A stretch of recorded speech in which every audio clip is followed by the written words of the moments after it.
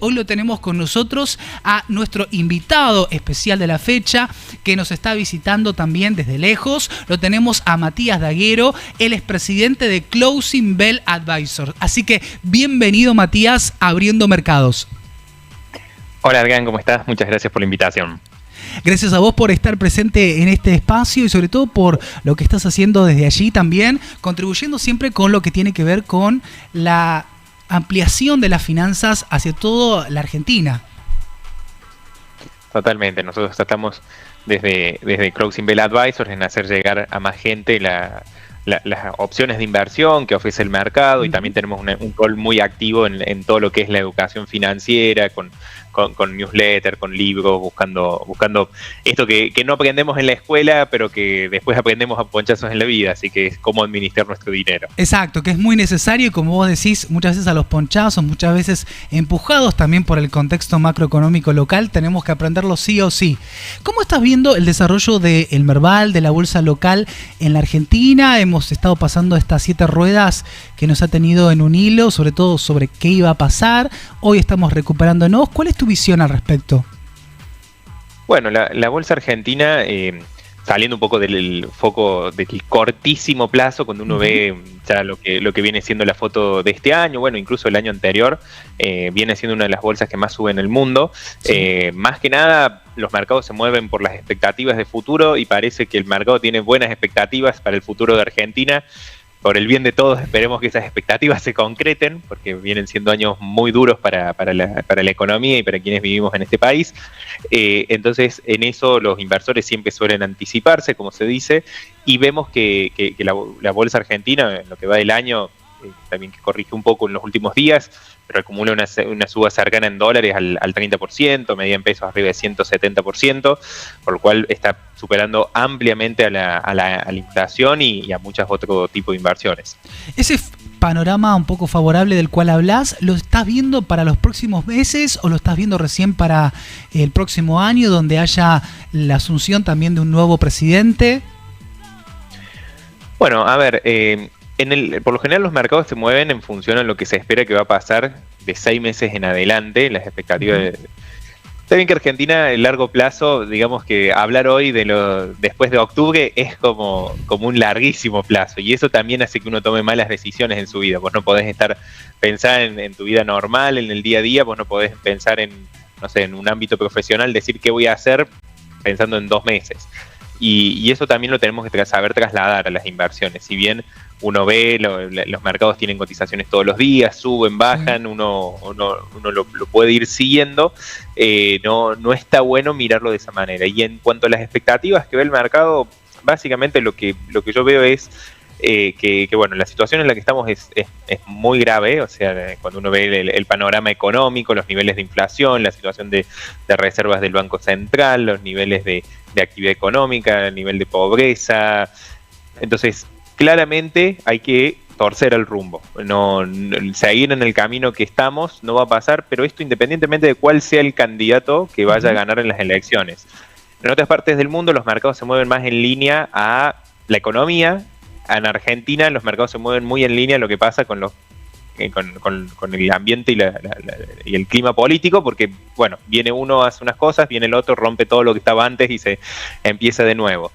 En ese sentido, creo que lo que están leyendo en los mercados es, más allá de si lo hacemos más rápido, más lento, con buenos modales, con malos modales, diciendo que lo hacemos está totalmente marcado que el camino que tiene que tomar la Argentina a partir de 2024 va en cierta línea, y los candidatos con sus matices están mostrando ese sendero, y eso es un poco lo que se va viendo en las acciones hoy de Argentina. Sí, a veces esos matices también, mientras se van conociendo, también generan estas fluctuaciones, de alguna manera, lo que estamos viendo también en estos días. Matías, ¿cómo podemos de alguna manera lograr la independencia financiera? ¿Cuál es el concepto de independencia financiera y cómo podemos ir avanzando para poder adquirirla?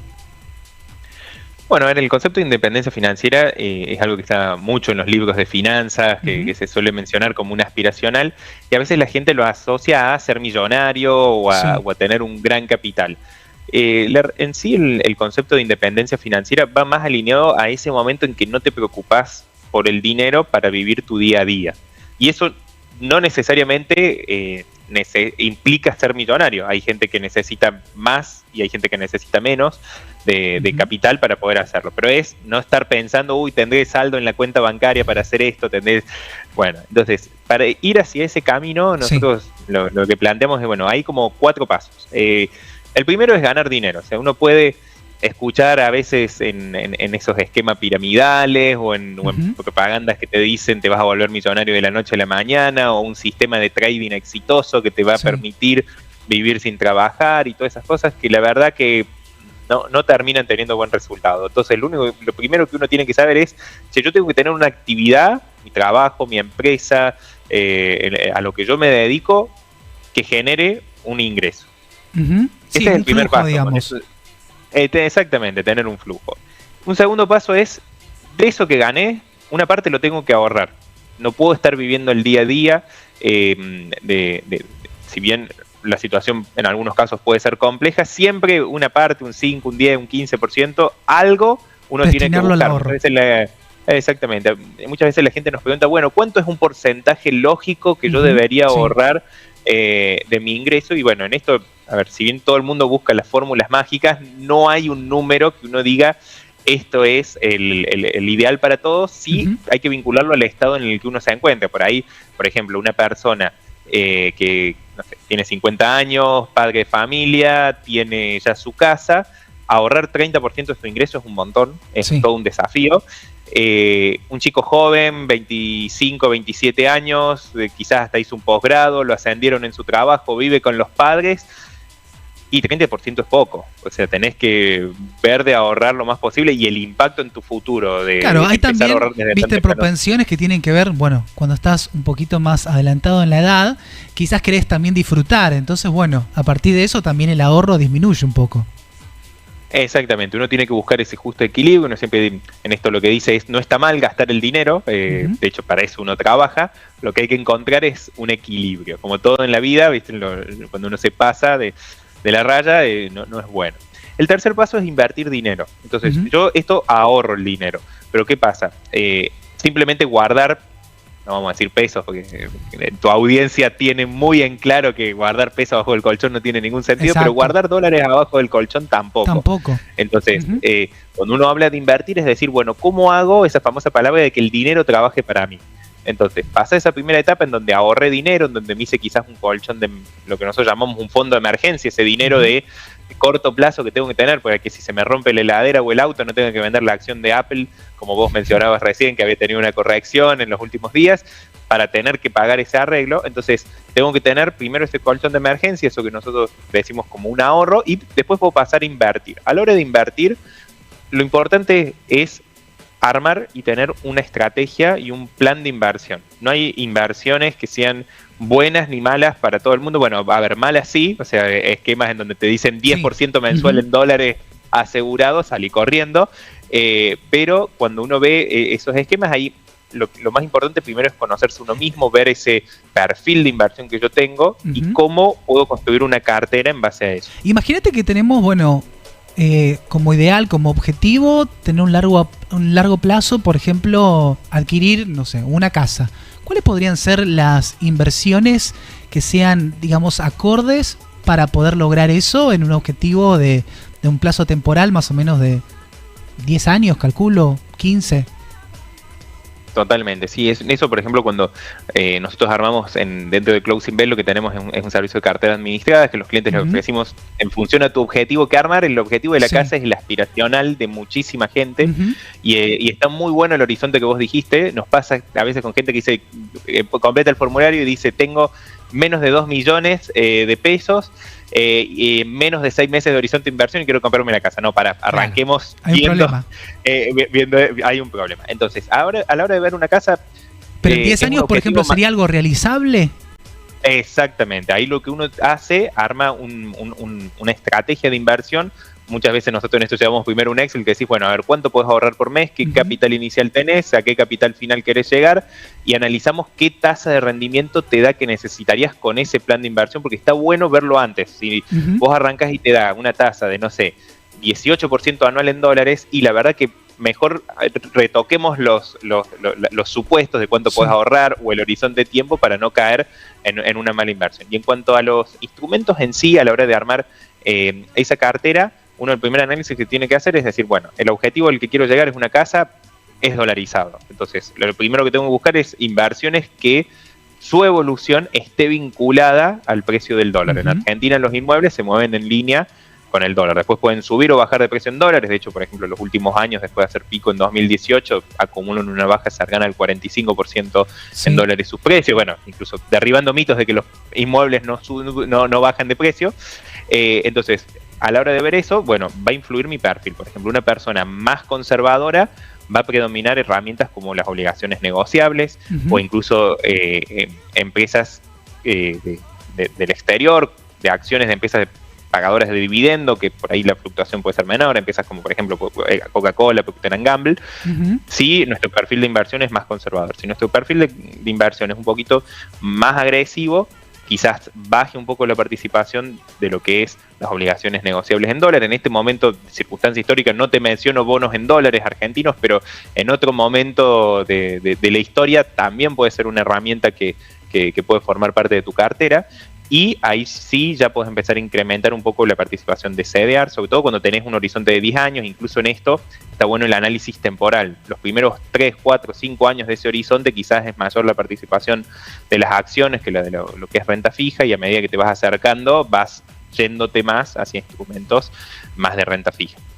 ¿Existe esta condición, digamos, bueno, yo me acerco a activos de más riesgo y puedo lograr mi casa antes que en un perfil más conservador, o no tiene nada que ver eso?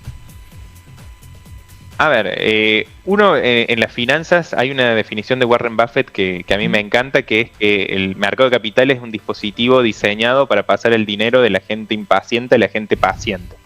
Que 9 mamás no hacen un bebé en un mes. Entonces, el tema de buscar acortar plazos, acortar horizontes, te termina impactando eso. Claramente, si vos la tasa de rendimiento que obtenés es más alta, lo podés lograr en un rendimiento, en un tiempo menor.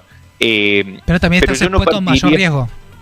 Exactamente, pero yo no partiría de un supuesto de una tasa de retorno más alta. Incluso, por ejemplo, si te cambio ahí quizás el objetivo, pero por ejemplo, una persona que está jubilada, cuando quiere obtener una renta, tengo un capital y estoy ahorrando para mi jubilación, quiero saber qué capital necesito a la hora de jubilarme.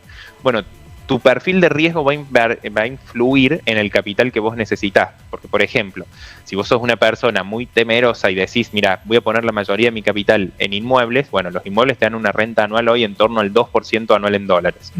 Si sos una persona que se anima a mejorar un poco el perfil de riesgo de tu cartera, tenés obligaciones negociables. Hablemos de las más tranquilas, que hoy te rinden en torno al 7% anual en dólares, entre 5 y 7% anual en dólares, y podés armar una cartera con eso. Entonces, tu perfil de riesgo sí va a terminar después influyendo en el capital que necesitarías al momento de una jubilación.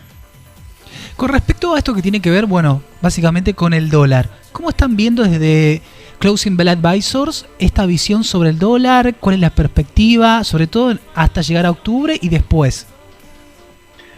Bueno, a ver, el dólar en Argentina, yo siempre digo que es como, en Estados Unidos está lo que se llama el VIX, el índice del miedo. Bueno, en Argentina es mucho más fácil de entender, no hay que explicar tanta complejidad de opciones. Es el dólar, o sea, el índice del miedo es el dólar. Y cuando los gobiernos hacen mal las cosas, por un lado empezamos a ver los números de inflación y por otro lado empezamos a ver el dólar, y Doña Rosa se da cuenta que estamos bien o estamos mal mirando ese termómetro. El dólar venía de 2 años en donde las subas no habían sido muy importantes, o sea, tuvimos... estuvo como planchado. Artificialmente planchado, ¿no? También. Exactamente. En 2022 había subido 66%, siempre hablando del dólar MEP, el dólar de la bolsa, contra una inflación del 95%, y en 2021 habíamos subido cerca del 41% con una inflación del 52%. Bueno, lo que llevamos del año, el dólar sube 113%, comparado con una inflación aproximada, si lo tomamos por el índice CER, va en torno al 70% en lo que va del año. Punta a punta seguramente va a dar un poquito más, porque el índice CER tiene esta característica del rezago. Exacto. Entonces, desde ese punto de vista vemos que el dólar está recuperando parte del terreno que perdió, o sea, aquellos que compraron dólares en 2021 a fin de 2020 y lo tuvieron durante 2021 2022, con esos dólares cada vez se podían comprar menos cosas.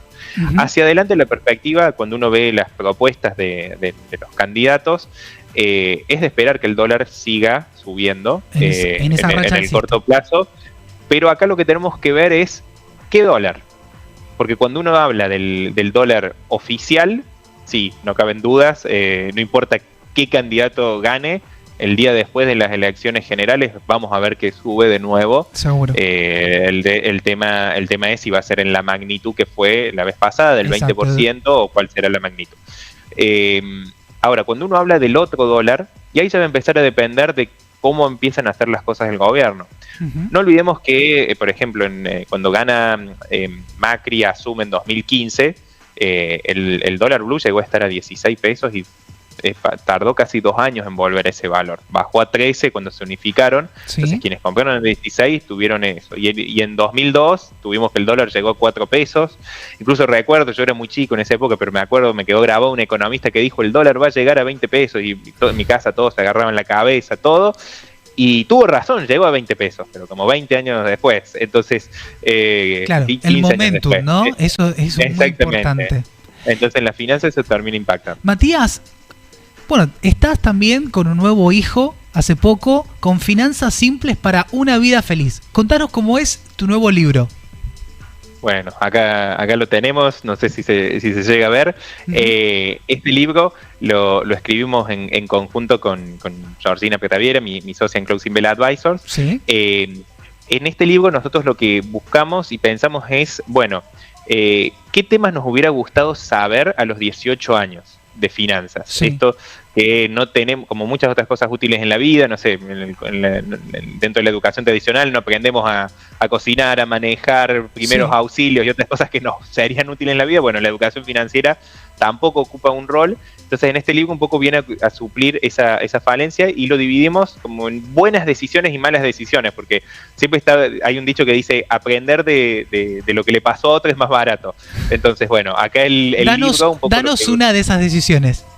Bueno, acá hablamos de buenas decisiones vinculadas a las inversiones, a los gastos, a los préstamos. Y en cuanto a esto, por ejemplo, una de las principales buenas decisiones vinculadas a las inversiones, hablamos de empezar de joven. Cuando uno empieza de joven, el sacrificio, esto que vos antes mencionabas, que uno se pone más grande y es más difícil ahorrar una parte. Seguro. Bueno, cuando uno empieza de joven, por ahí, si vos desde los 20 años ahorrás $50, cuando tenés 40 años para llegar al mismo número de capital a los 65 años, capaz que tenés que ahorrar $2.000. Vos decís, che, pucha, ¿cómo no empecé antes? Y eran solo $50 por mes.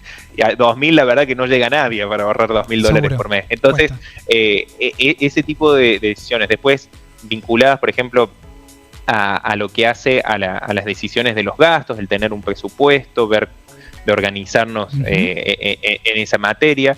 En cuanto a los ingresos, ver de estar en actividades que nos permitan obtener un ingreso que nos haga crecer, y ahí, bueno, desmitificando mucho todo esto de los esquemas piramidales. Tocamos temas incluso polémicos, como decir, che, ¿conviene o no estudiar un posgrado en el exterior? O sea, desde el punto de vista financiero. Sí, desde el lado académico también. Exactamente, es algo redituable o no. Después el tema de cómo comprar una casa, convienen los créditos. También en este momento de la historia argentina es como hablar de un imaginario y algo, una ilusión, pero cada tanto nuestro país es un país cíclico, entonces conviene o no comprar tu casa con un crédito hipotecario. Eso te cuento breve, nosotros vivimos 1 año y medio en Estados Unidos, con Georgina. Y cuando uno a los norteamericanos les decía, en Argentina compramos las casas en una habitación cerrada con los dólares arriba de una mesa, cara grande, pero el gas lo pagamos en cuotas, ellos piensan que estaba haciendo un show de stand-up y no. O sea, nosotros vivimos en esto, es como el cuento de la rana que le van subiendo el agua y no nos damos cuenta de la realidad en la que vivimos, pero en el mundo lo normal es comprar tu casa, un bien en el que vas a vivir muchos años con un crédito. ¿Por qué vas a perjudicar a tu yo de hoy teniendo que hacer una erogación tan grande? En países mucho más evolucionados o más desarrollados hasta aún no solo una persona termina de pagar el crédito, lo pagan los hijos, los pagan los nietos a veces. Es como... Sí, a ver, está bueno que lo puedas pagar vos, o sea, Sí. que el crédito hipotecario te lo dan a 15, 20 años y vos sos el que lo vas a vivir ahí, está. Pero sí, a veces es esa posibilidad de poder repartir ese gasto en el lapso en el que lo vas a estar usando, que es un poco lo que recomiendan desde las finanzas siempre los libros. Matías, ha sido un placer que estés con nosotros en Abriendo Mercados. La verdad, muchísimas gracias por estar con nosotros, por habernos dado estos consejos. Muchas gracias a vos, Adrián, por haberme invitado.